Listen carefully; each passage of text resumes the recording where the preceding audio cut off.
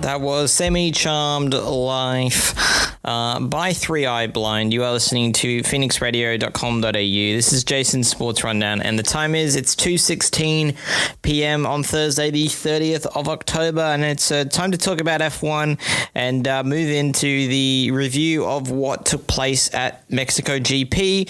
Last week, we were talking all about what I thought, what was going to maybe occur in Mexico, and now it's time to kind of unpack everything that happened last round, and it was one unbelievable race. Sitting down to watch that, it was definitely one of the better races of the entire season. It was one that really kept you locked in. Even through everything, it was one of the better races of the season. I'll take a look at the session results. Practice 1 with a number of the main drivers stepping out. It was 9 in total, sitting out FP1 for rookies. We had Leclerc on top, Antonelli in second, and Nico Hulkenberg in third. In practice 2, with everyone back in the cars, Verstappen was in P1, Leclerc in P2, and Kimi Antonelli in P3. And then to round out practice 3, you had Norris in first, Hamilton second, and George Russell in P3.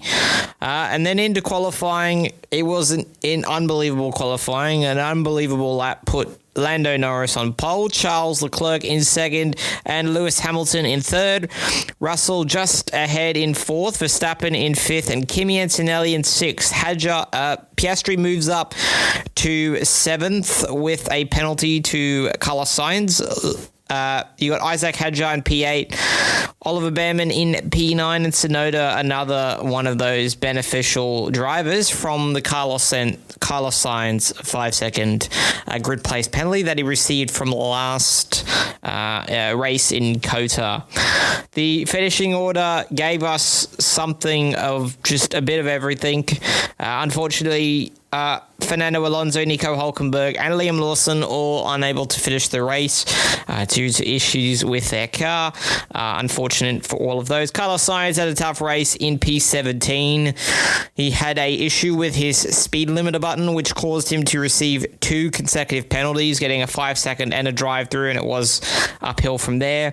Colapinto and Gasly, P16 and P15 respectively. The Alpines just kind of didn't have much in the way in the race, but got home in the end.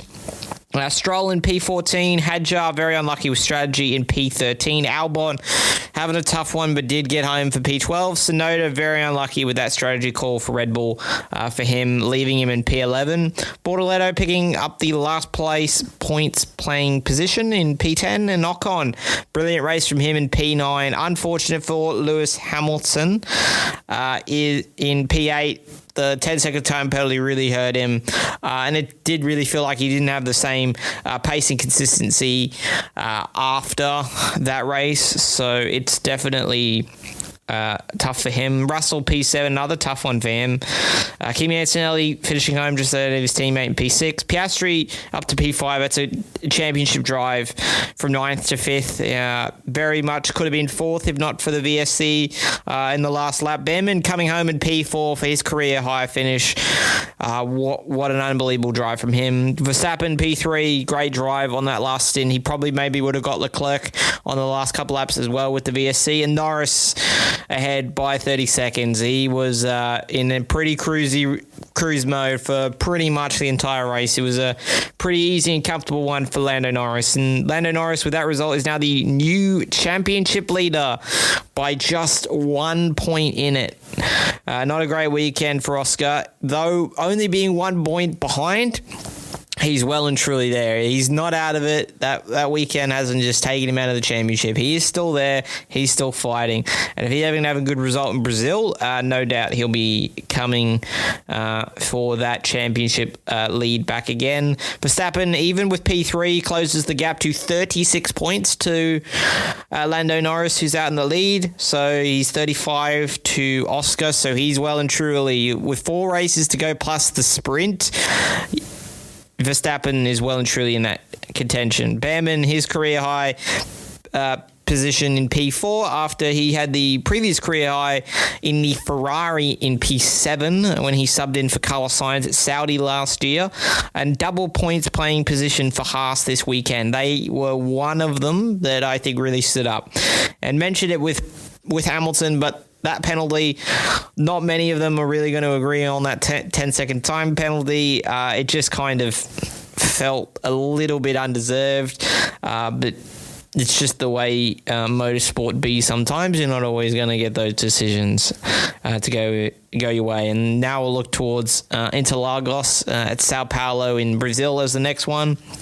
It's a sprint weekend, and it's going to be interesting for Brazil. And just looking at it, I've got this funny feeling for Brazil that it's a strong Max Verstappen track nonetheless. But my kind of funny feeling going into Brazil is that it's not only going to be a good weekend for Max, I think it's going to be a good weekend for Oscar. And I unfortunately have that kind of feeling that maybe next round in Brazil, Lando Norris might DNF from Brazil. I got a funny feeling that maybe Lando is going to get bit too high on the confidence levels, and maybe something might happen in Brazil to, maybe just a touch bring down that level.